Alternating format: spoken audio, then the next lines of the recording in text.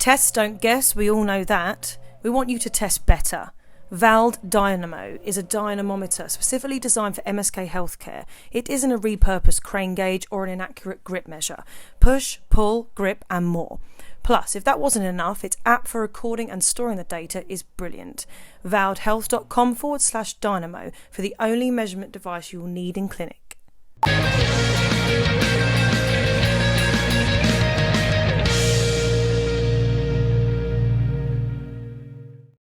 Hello everybody, Jim here from the Physio Matters team, and I'm joined by the wonderful Ian Gatt this evening, which I'm really excited about. Ian, I wanted to ask you, what's one thing that all rehab professionals could do better to improve their therapies? Objectivity. Objectivity. Oh, that's a really good answer. Can you elaborate a little bit on that?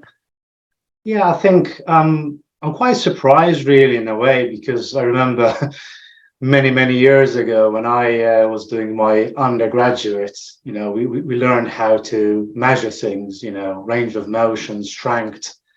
And for some reason, it's hit and miss. Some people do it better, others don't do it at all. I think people are improving because there's more awareness these days, but definitely when I almost embarked on like a personal campaign to get people a bit better, particularly on the upper limb, a lot of people don't have a clue how to measure properly range of motion, strength. And when I say strength, I think one thing that I probably want to clarify, because it's one thing I want to talk about, is probably the difference between measuring strength and measuring function.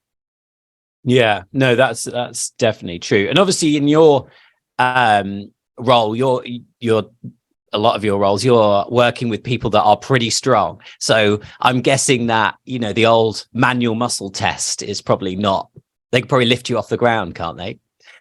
Yeah, I mean, for me, manual testing is a quality test. I don't think it doesn't have value. I think it has value, but I think putting value, a numerical value, to manual testing, that's a bad thing to do.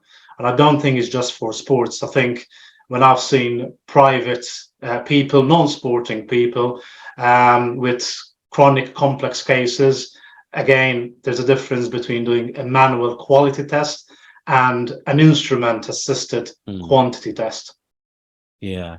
And so take us through a little bit on the next step then. So obviously if we're getting good versus poor data on objectivity, what's the downstream effect of that?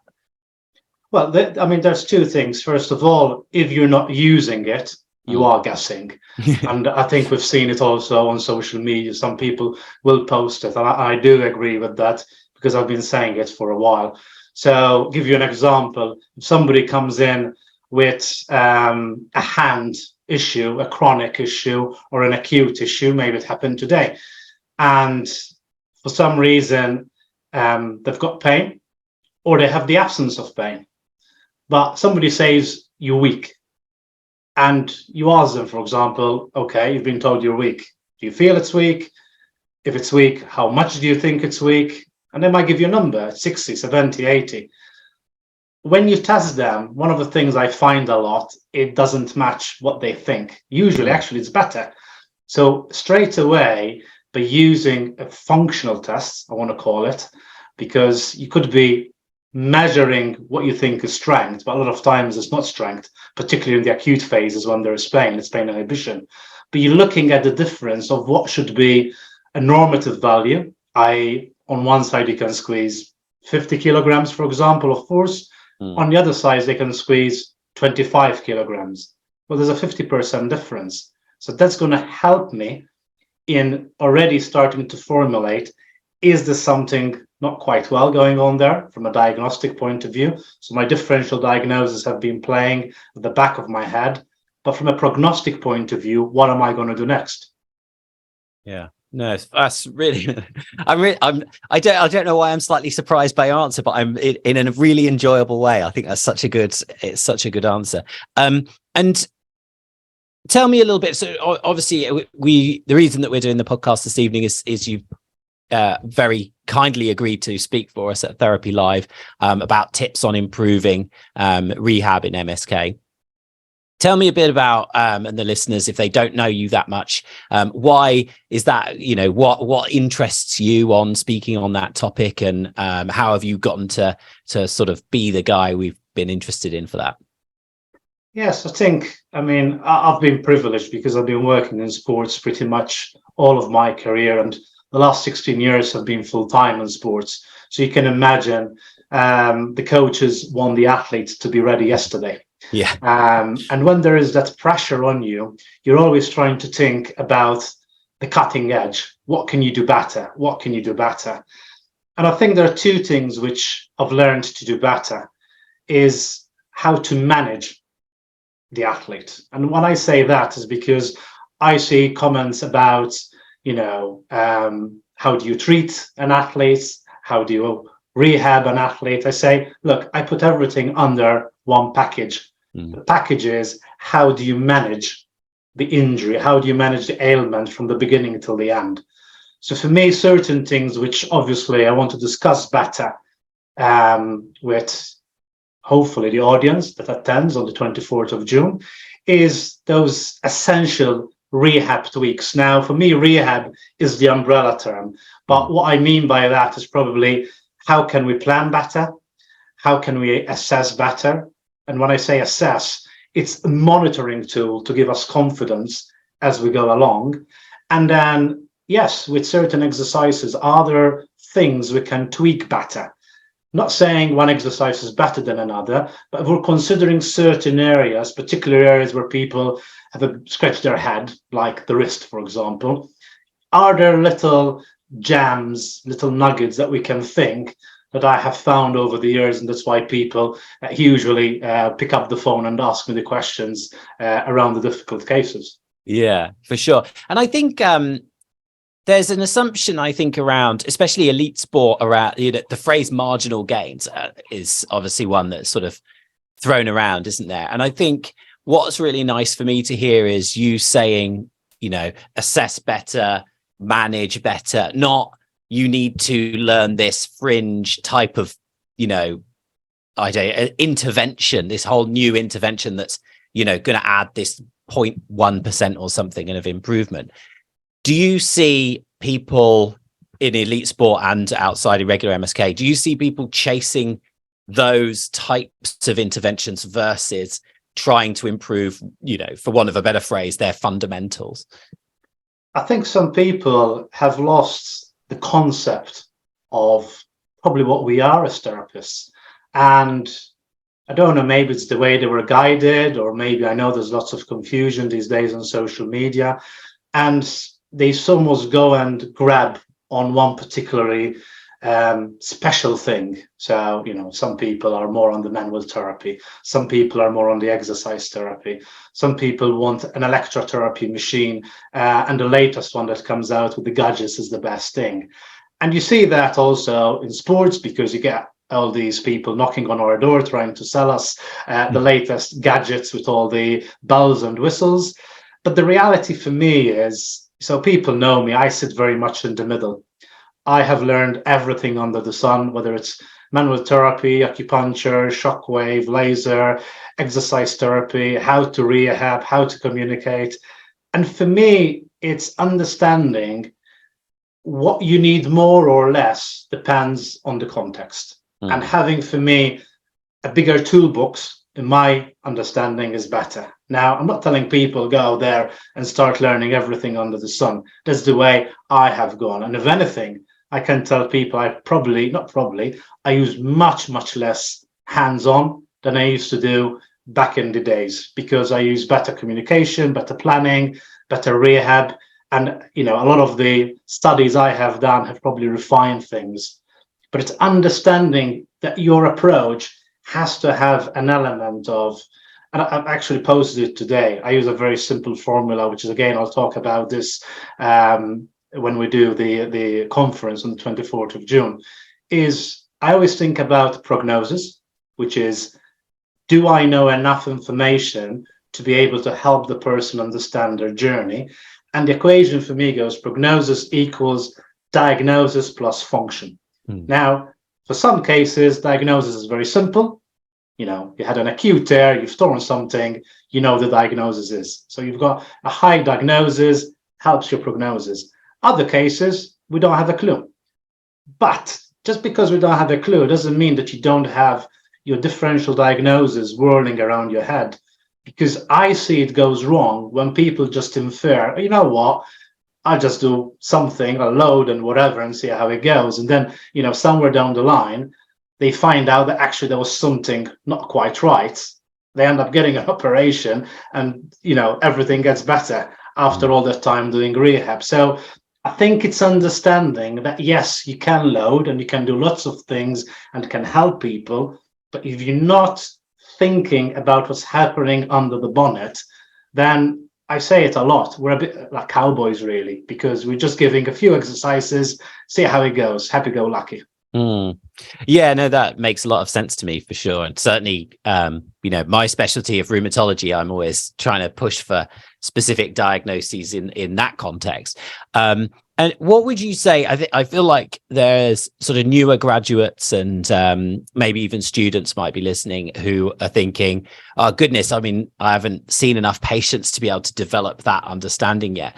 What would you say, you know, what is your advice in that situation? You know, how can they be a bit better, or how can they progress to get to, you know, I'm not suggesting that we're going to make a whole team of Ian Gatts. That seems a little bit potentially impossible, but how could they get a bit more to where you're suggesting might be a good approach?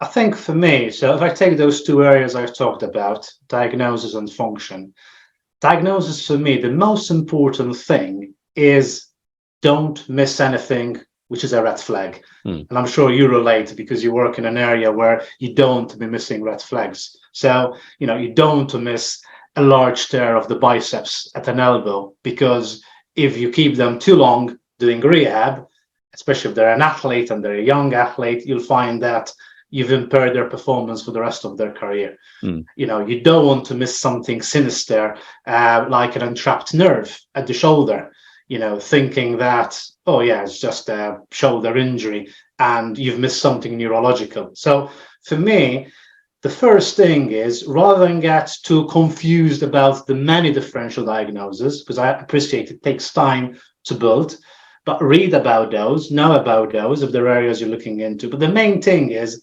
don't miss the baddies.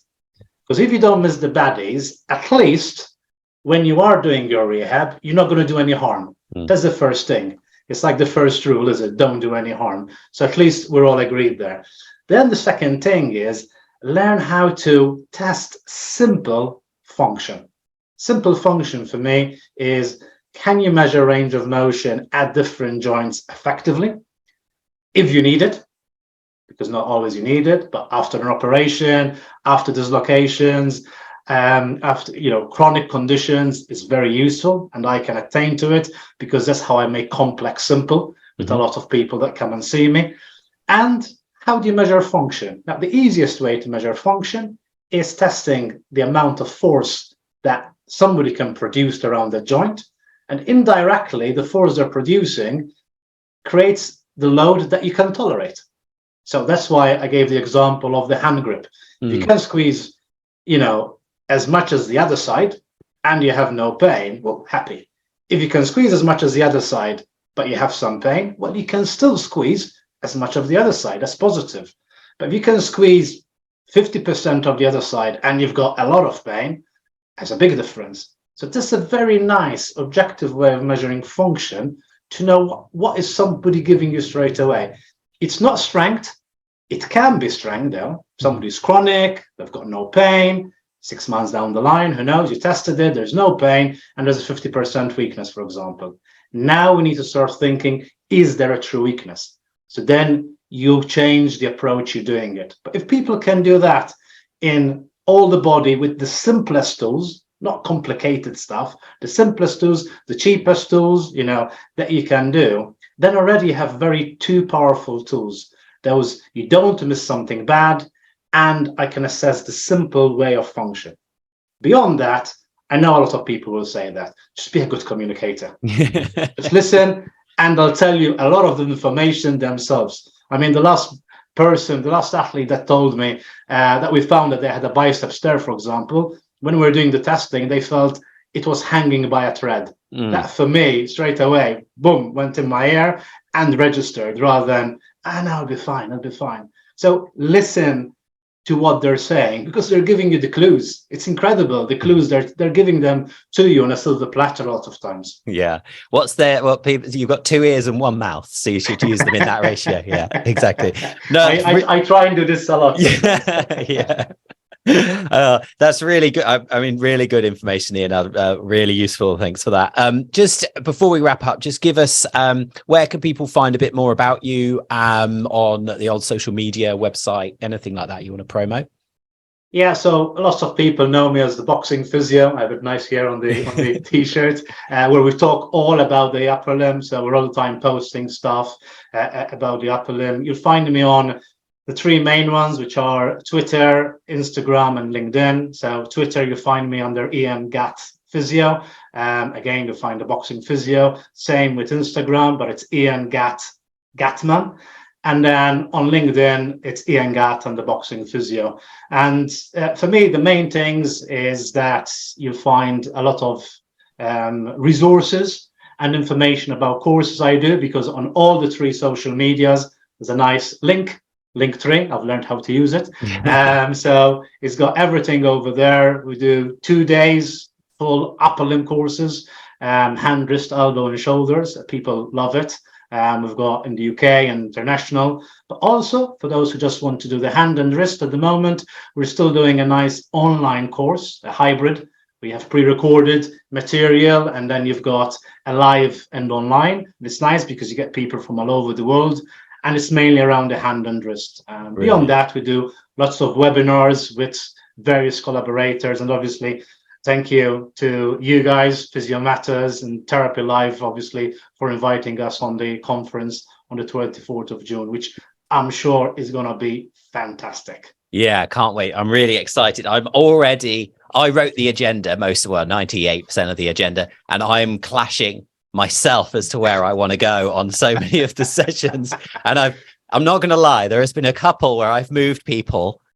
I've moved a couple of sessions around so that I can avoid clashes that I want to go to, because I have that kind of power. But anyway, that no one else has that kind of power, so you're all going to get those kind of clashes. I love that. Thank you very much for your time this evening, Ian. I can't wait for Therapy Live. I've got to get myself on one of your courses at some point. You're definitely up near the top of my list as well, because as we mentioned, I see hands and wrists and all sorts as well, so I'm really interested in that. So definitely going to do that. But thank you for this evening. Hopefully everybody finds you on social media as well and tunes into your talk in June. Thank you very much, Jack, and all the best to everybody.